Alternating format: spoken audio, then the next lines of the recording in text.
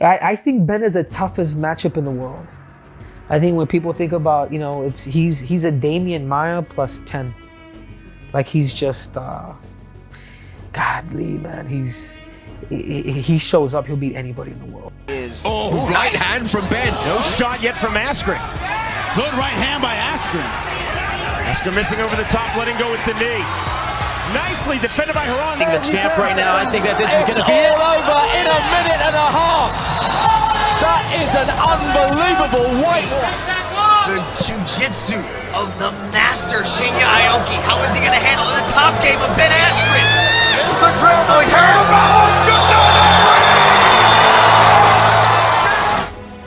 What exactly happened to Ben Askren?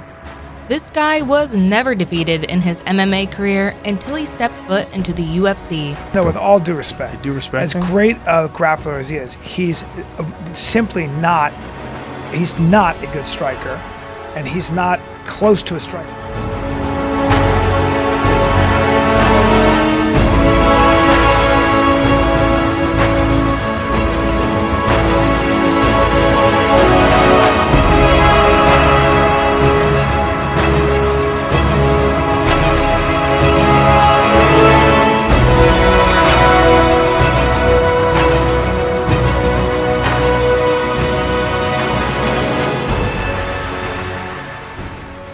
Askren was a Bellator Welterweight champion, a ONE Welterweight champion.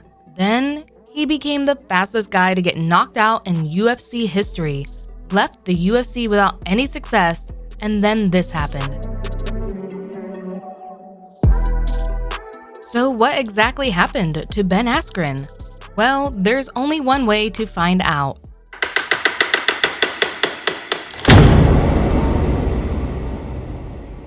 Ben Askren started his MMA career back in 2009 against another new guy in the world of mixed martial arts, Josh Flowers.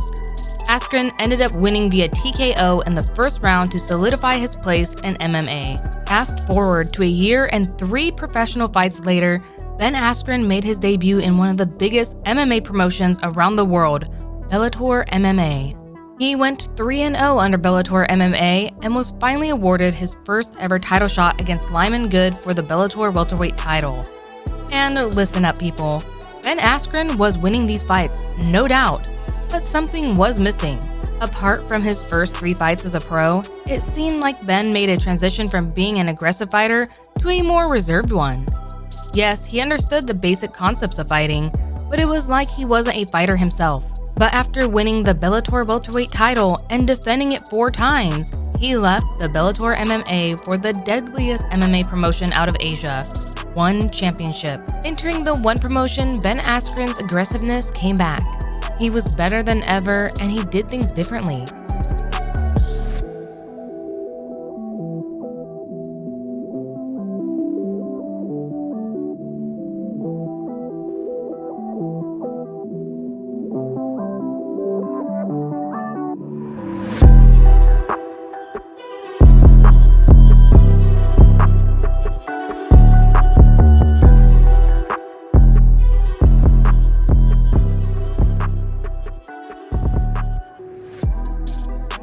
Ben Askren was so good, people were asking for a fight between him and Jorge St. Pierre. They were both exceptionally good wrestlers. They were both welterweight champions in their different promotions, so it only made sense that they had a non-title fight to see who was the true welterweight champion of the world. Sadly, that fight never materialized, and when talks of Ben Askren making his move to the UFC in exchange for Demetrius Johnson came up, UFC fans started comparing him to the Eagle, Khabib Nurmagomedov. Khabib is another phenomenal wrestler, so everyone kept wondering what Ben Askren's wrestling would be like when compared to that of Khabib. But for his first fight after signing with the UFC, he faced Robbie Lawler. After the UFC fixed their fight, one fighter who was not a fan was this guy. Ben, he's never earned things the hard way like I have. He wants to drop me in line because he can't earn it. Because he's an expiring on a dad bod. He's 39 years old. He's at the end of his career. You know, he's actually going to die probably pretty soon. He's so old. So, of course he wants to skip me in line to get a title shot because he can't earn it the right way like I do. However, At UFC 235 on March 2nd, 2019, Ben Askren had his first fight in the UFC. At the start of the fight, Ben Askren went straight for the clinch, but Robbie Lawler shocked the entire audience by delivering a monstrous takedown to Ben Askren. Almost everyone was like, is this the same guy who was on an 18-fight win streak? And while people were still trying to wrap their heads around what was going on, Robbie Lawler began dishing out ruthless right hands to the body of Askren.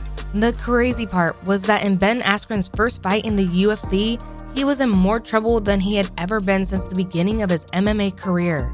But to show the extent Ben Askren was truly a crazy good fighter, he was able to get Robbie Lawler in a bulldog choke just a few minutes later. Referee Herb Dean thought Lawler was out, so he called off the fight. But in reality, Lawler hadn't actually passed out. It was a bad stoppage from Herb Dean. But hey, Lawler didn't take it to heart, so there wasn't any issue there. But after the Lawler fight, another UFC fighter came out with the intention to end Askren's long win streak. That fighter was this guy. Ben's not even worth waking up before like 10 a.m. in the morning.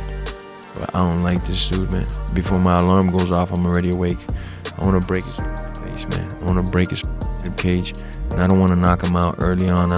I just want to torture that guy, man. If I get the chance to torture him for 14 minutes and 50 seconds before I stop him, that's what I'm going to do, man.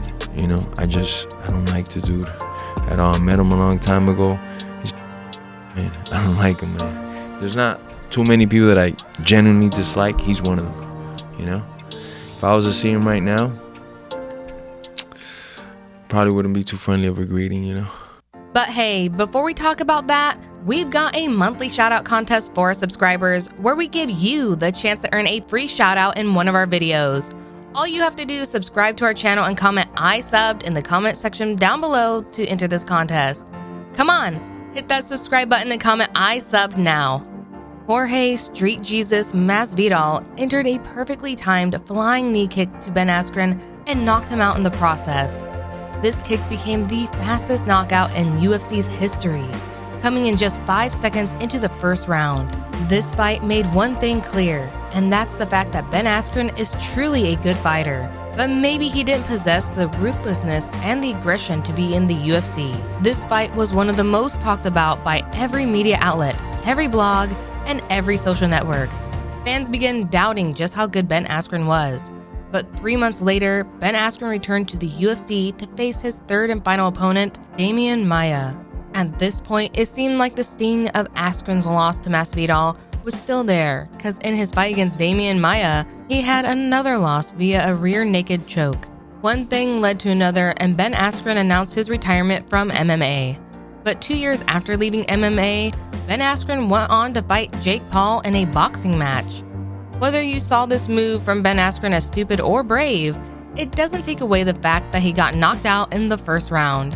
It was a moment that crowned the end of Ben Askren's career in both MMA and boxing. But at the end of the day, we can't deny the fact that Ben Askren was one heck of a good fighter. And if he makes his way back to any combat sports, the world would be happy to watch him do what he knows how to do best, and that's kick people's butts. Make sure you check out this other video shown on your screen. See you next time, and bye for now.